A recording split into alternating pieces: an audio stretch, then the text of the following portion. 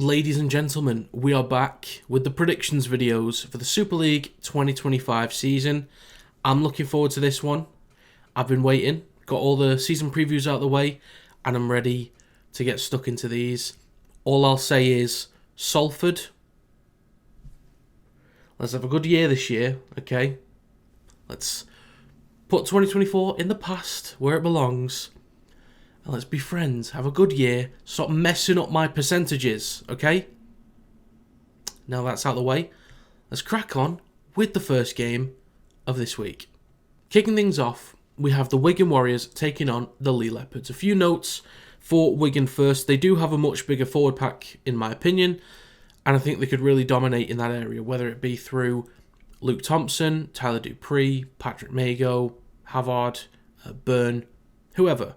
Or then you could look at Ellis through the middle as well, or even Junior and Semba on the edges. So there's powerful blokes in the forward pack to start with. Then you look at the immense speed they've got on the edges. So that left edge looked really, really good last season, with Smith linking up with Semba with those powerful runs, or also linking up with Jake Wardle and Liam Marshall. So the left edge can look good. The right edge, I think a lot of it was Bevan French doing his individual stuff, and that's fine because it works. He's Bevan French. But I think if they can start opening up teams more so down the right-hand side, take a little bit of pressure off that left edge, then they could be even more dangerous this year. Smith, his kicking game is top class. I expect him to really control things. Leigh will need to put him under pressure, but I think he's not the type to get flustered, and I think we'll run the kicking game extremely well. We'll understand the kind of tempo that is needed in any given moment, and we'll execute extremely well. So there's a few notes on Wigan. First of all, moving over to Leigh. I don't think their forwards can compete this week, but the two main things that they could be looking at is, one, whenever they do get quick play the balls, is that the hookers, so Ipape and Dwyer, or even Davies, whichever one, whoever's at the number 9 role at the time, they've got to eat up those meters. Keep getting those quick play the balls again and again and again. And at the back of the set, they need to put up some points. Also offloads as well. Offloads are going to be huge. I don't think their forwards are going to be dragging too many of the Wigan players through the middle.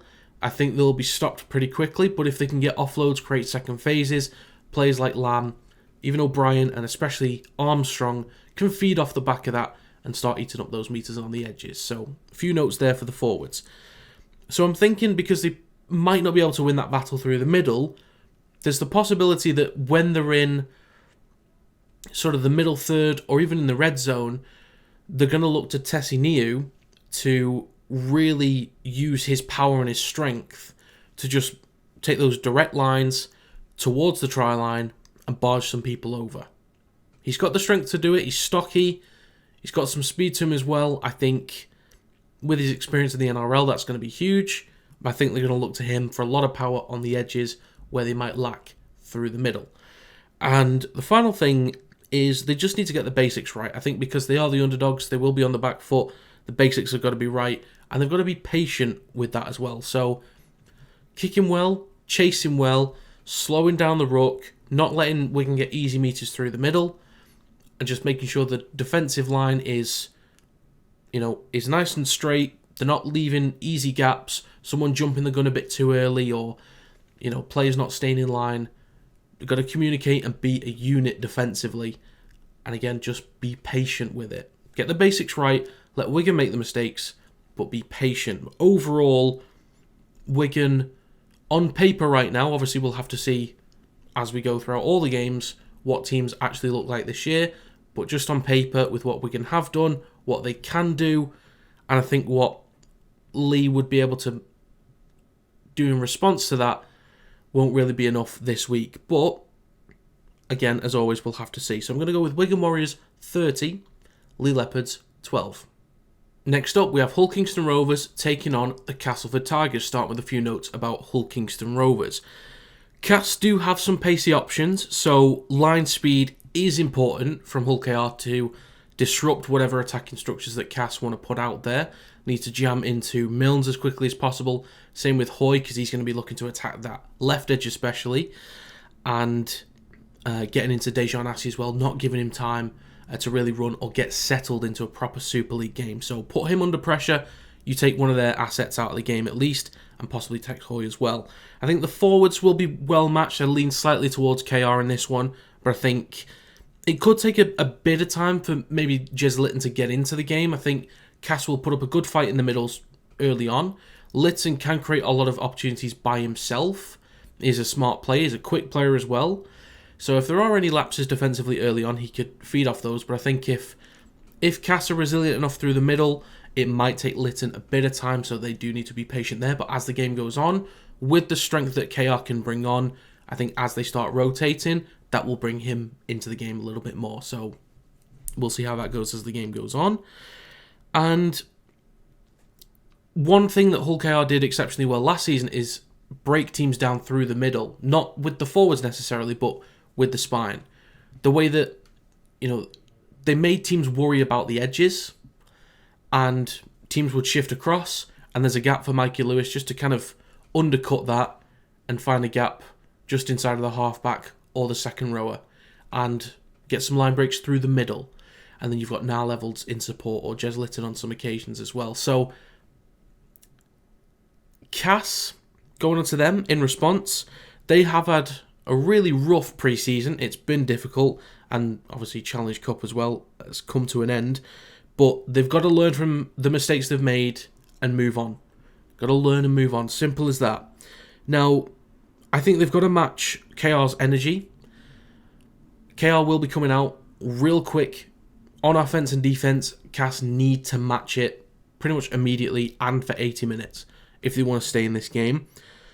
They also need to go at both edges for me. I don't think sticking to that left edge, which they might do a lot with Tex Hoy. I mentioned in my season preview video, I hope that they can start attacking that right edge a bit more. If they can start making KR worry about both sides and not just getting shoehorned into one side of the field, they can maybe start to open up at least the middles or find a chink in the armour somewhere on either edge. Because you never know, there could be a lapse defensively for KR to start the season. It's the start of the season, so you never know. One other thing is just putting Mikey Lewis under pressure. So if you jam into him, there's a good chance he could just skip past you, and then there's an automatic overlap, there's gaps available. If you're going to pressure him, there needs to be multiple players forwards on his inside, making him get rid of the ball early so that defenders can shift across and stop whatever attack they try and put on. So you've got to try and nullify what Mikey Lewis can do. Put him under as much pressure as possible in the run game, in the kick game. Try and take him out as much as you can. And I do think they need to be creative. They can't get away with being stale. Yes, a little bit like with Leigh against Wigan. They're an underdog. They need to get the basics right. But I don't think against this KR defence that they could put up, Cass cannot afford to be simple or basic with their attack. They've got to get creative. Got to go for some 40-20s when they can. Chips over the top, behind the defence. Maybe a few runs on the last tackle when they would normally kick. Just mixing things up. Go for something a little bit different.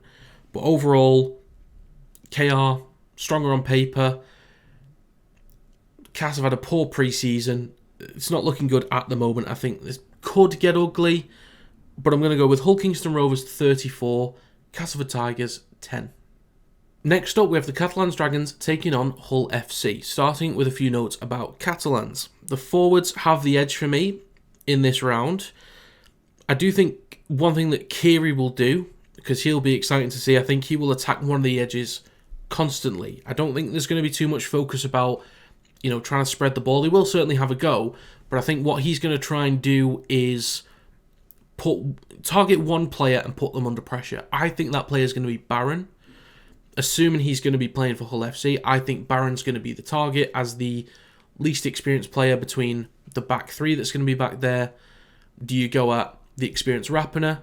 Probably not. Do you go at the experienced Briscoe? Probably not. So that leaves you with the less experienced Barron. So I think Luke Keary is going to go for a lot of chip kicks. It could even be Theo Farge as well. Going for chip kicks to his side of the field, pinning him into the corner, waiting for him to make a mistake. So really testing him. I think that's what Luke Keary is going to at least go for. Constantly put him under pressure.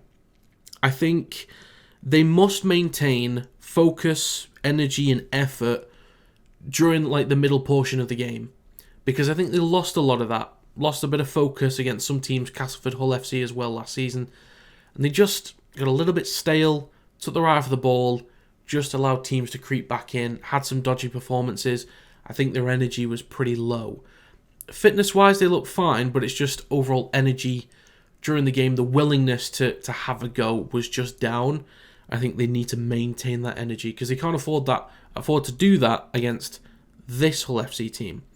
So to get onto that team, I think, first of all, Herman SASA will be so important during his stints. I think Leigh can offer a lot, and other guys coming off the bench, they can be huge, but I think when SASA is on, he's the guy that's going to be able to overtake this Catalans forward pack. Now, if it's against Chris Satai, who is an absolute weapon, it's going to be difficult, but I think SASA is the guy you're going to be looking at least set a good tone early on in the game. If he can beat up some people, it's a good start. I think one player that they could look to target is Elliot Whitehead on the edges, whether that be through his speed or one other issue could be his attitude. I think there's a chance he could give away a couple penalties. I think there could be a few lazy sort of arms sticking out with a high challenge, maybe some late hits. I think that's in his game a little bit, so I think I'd target him a bit, wind him up slightly. It's kind of the way he talks to refs, especially in the NRL. He's always got something to say, and it's just kind of a gut feeling. If you go at him, frustrate him a bit, get him to do something illegal in the game, you'll get some penalties and get some decent field position after going at Whitehead. Speed in attack is huge in this round as well. Obviously, accuracy when you move the ball allows players to stay in stride, but I think speed is massive for Hull KR because, as well as obviously Whitehead, there's plenty of experience. I've already mentioned about Catalans being potentially slower because of the older players in the squad, but defensively they kind of know how to deal with different situations. So you add speed into the equation, makes it difficult for those slower players to deal with that. And I think Hardacre, when Hull FC are in the red zone, Hardacre is going to be extremely important because we saw it a couple of times for Leigh. When they attack that right edge, there's a quick ball that's played across, straight across to Hardacre, and it's kind of a 2-on-2 situation. He can just take a quick step around the outside of the centre, push through. Sometimes the fullback's there, sometimes they're not, but he can flick that ball out to the winger or go on his own. So I think look out a couple times when Hull FC get some opportunities. They go to the right, that ball in a 3-on-3 or 2-on-2 situation is straight out to Hardacre for a quick step and through. So he could put up some points for Hull FC. But overall, this one's a really interesting one. On paper, I think a lot of people would want to lean towards Catalans, but I just think there's a real good feel around Hull FC right now. And I'm just concerned about Catalans having a bit of a lethargic start. And I just think that there's so much energy around Hull right now, and I think they'll kind of take that into the game. They'll be quick. Caesar and Cust, I think, will do a pretty good job in terms of controlling the game. Obviously, I think Luke Keary will do a good job for Catalans. I think Cust and Caesar, I think they'll do a pretty good job. I think Rapinoe will be pretty exciting in the fullback position, and they'll just look a different team. But it's always tough going to the south of France, so I think it'll be a pretty close game. I'm going to go with Catalans Dragons 16, Hull FC 20. Next up, we have the Leeds Rhinos taking on Wakefield Trinity. Starting with the Leeds Rhinos, I would like to see Frawley and Croft attacking the same side of the field together. A lot of times they were separate. Now, this is something that Hull KR did a lot of last season, is Mikey Lewis would just control the left, May would control the right. I would like Croft and Frawley to work on the same side of the field multiple times, not just be restricted, because I think it kind of led to a lot of very predictable attacking structures. A lot of the times the ball would get to Brodie Croft and he's just sort of forcing these runs that aren't really on. So if they can connect together down the same side of the field, great. I'm also not sure what they're going to do with Jake Connor. That's something I'm interested to see. Are they going to just shift him into the centres with Mike Sivo missing? and Ash Hanley out to the wing. Are they going to use him in the fullback position? That means, question marks for Lockie Miller. What's his role going to be? So it's interesting what Brad Arthur chooses to do. But it's a good problem to have, really, with quality players around the spine to really mix things up. Offloads, I think, will bring Lockie Miller into the game. So I don't know how much effect he's going to have with the overlapping runs. I think typically he receives the ball and it's like a cut back inside. So sometimes that ends the play that they try and make. Sometimes that's due to just defenders jamming in and stopping the progress. But I think a lot of times he's always looking to kind of cut back in. But one thing that he's going to be important for is just eating up meters. So offloads will be huge. He'll be there in support and he'll just eat up the meters that are available, whether it be through the middle or on the edges. So that's how you bring him into the game. I also want to see them have an idea, have a clue on the last tackle. Mentioned this in the season preview video that a lot of times last season, got to the last tackle, they had no idea.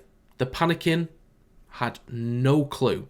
So I'm assuming with Brad Arthur being there for a good few months, now having a pre-season, mentioned all this in the season preview for Leeds as well, that having worked with Mitchell Moses, who has a great kicking game, and Parramatta Eels do overall anyway, there will be a recognisable kicking game and some clarity on the last tackle for Leeds.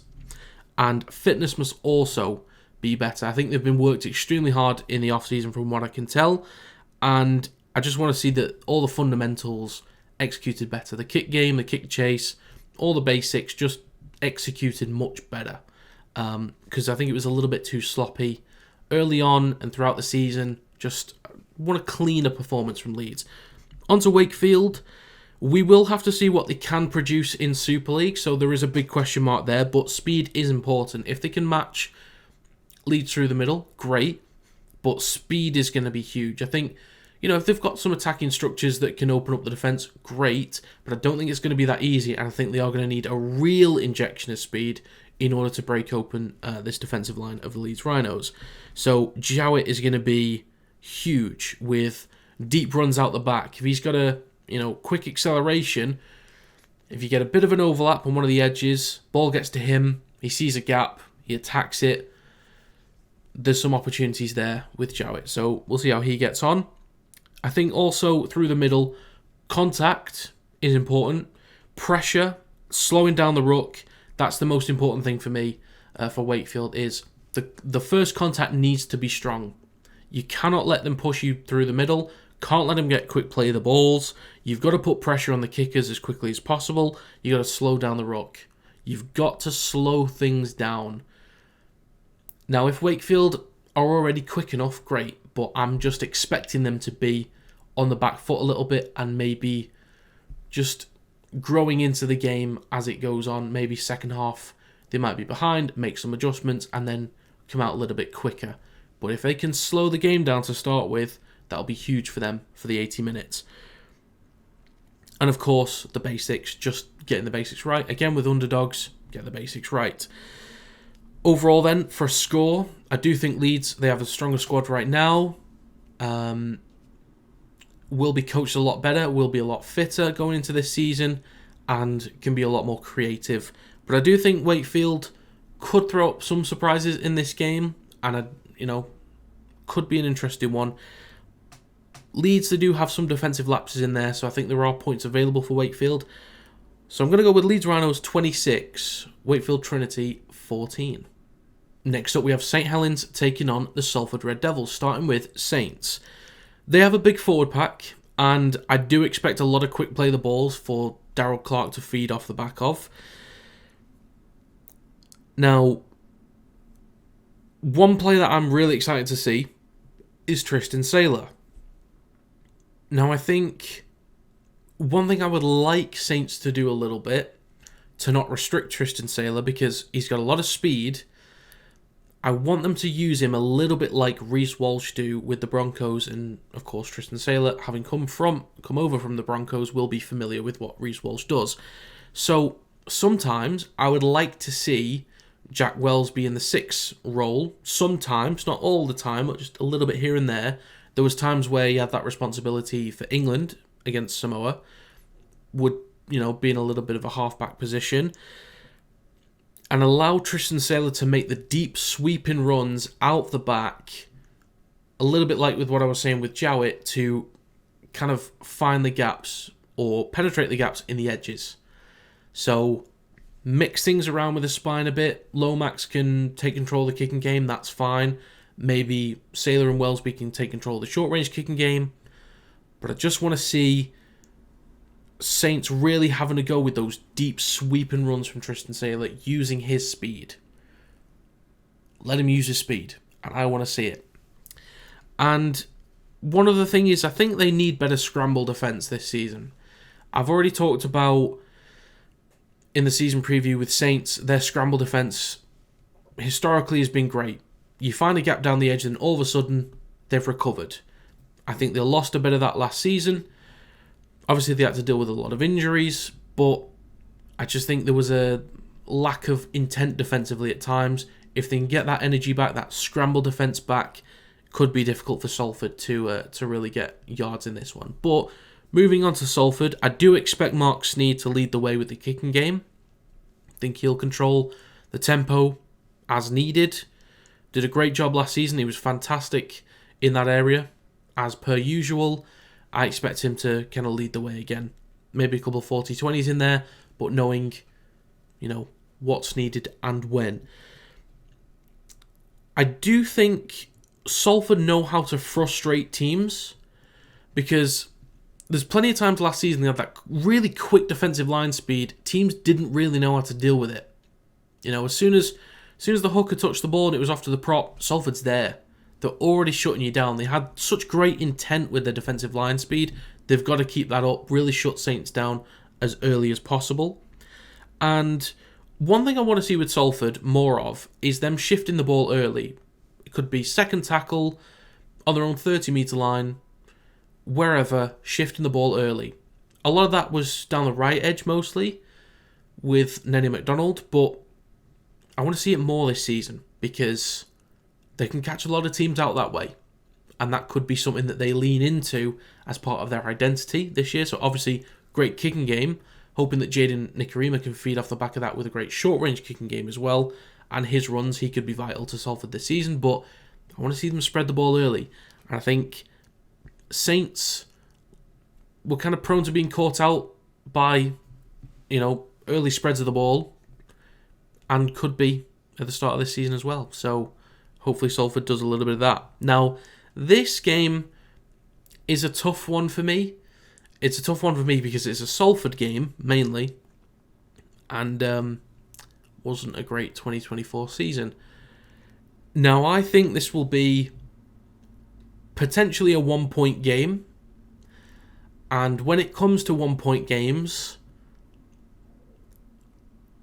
who do you lean towards? Mark Sneyd.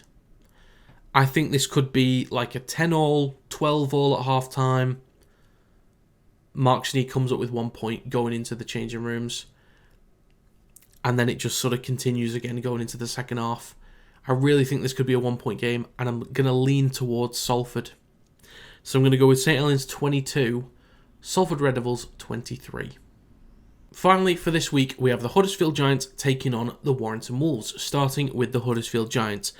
They must be well connected in defence this year. There were too many times players stepping out of position or just easily beaten on the edges. They've got to be much better connected, and they've got to be ready for a lot of speed on the edges. They need to be ready for that. I think they also need to be brave and really take some opportunities in the middle third. I think there is a specific target that they can look at for Warrington, who I will talk about when I get onto them.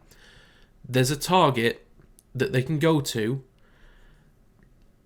and they could really start opening up Warrington's defence if this guy, again, who I will get onto, has a similar defensive performance like he did against Leigh. So I would like Huddersfield to be brave and go for it in the middle third.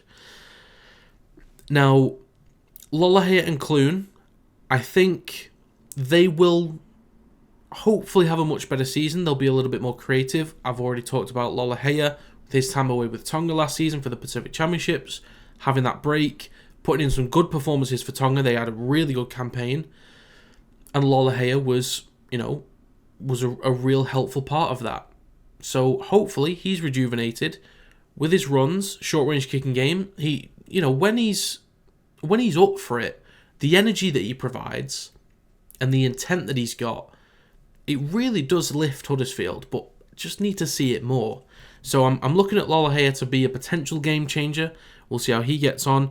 But yeah, his short range kicking game, his darts in the red zone, they'll be interesting. Could be very dangerous for Huddersfield. Moving on to Warrington, expect Matt Duffy to stay on George Williams' hip again for 80 minutes. He's just going to be keeping an eye on him, going wherever he goes, being ready to receive the ball out the back and help to create those overlaps. Leyland can control this game. I think it is very possible that he is just in firm control. Williams doesn't really have to do that. I think he might take on the kicking game a little bit, but mainly just those chip kicks into the corners for over on that right edge for Roderick, Ty and Josh Thulis to kind of run onto. But I think Leyland could really control this game. Was very high on in the 40-20 stats last season. So was Danny Walker. So could be a lot of those to start the season. Ollie Leyland had one against Leigh. I think he can really control this game. And has a good step on him as well and could have a few good runs here and there. So the player I was going to talk about was Toby King.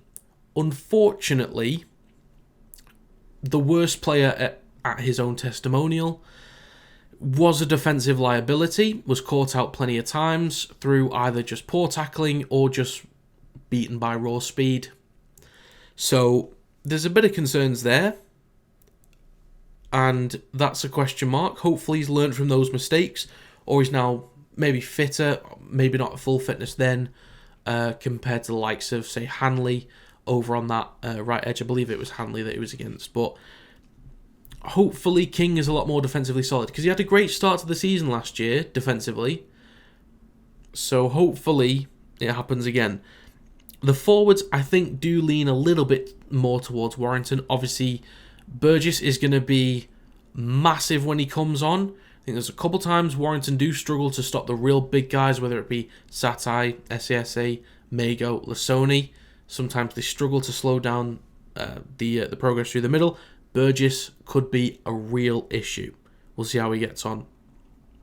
And the final thing is, even though I do lean towards Warrington in the forward pack overall, I do think that if they are getting beaten, Danny Walker starting the game is going to be really, really important, because he is able to break defences even when they're set. He can find those gaps or get that quick pass propped up to, could be a George Williams, could be a Ben Curry through the middle as well. I'm interested to see how he gets on starting the season as a 13. He could be really important, but Danny Walker's going to be so important through the middle, and that ruck speed is going to be massive if he gets quick play the balls. It could be game over pretty early on for Huddersfield if they don't slow down that progress. So, to come to a conclusion, I'm going to go with Huddersfield Giants 16, Warrington Wolves 30. So there you have my Super League Round 1 predictions. If you have your own, please do let me know in the comments down below. If you enjoyed, feel free to leave a like. It does help to get the video out there to more people. Subscribe to the channel to stay up to date with more Rugby League content. And check out the Kinetic Rugby League website in the description down below. But that's going to be it. Thanks for watching, and I will see you next time.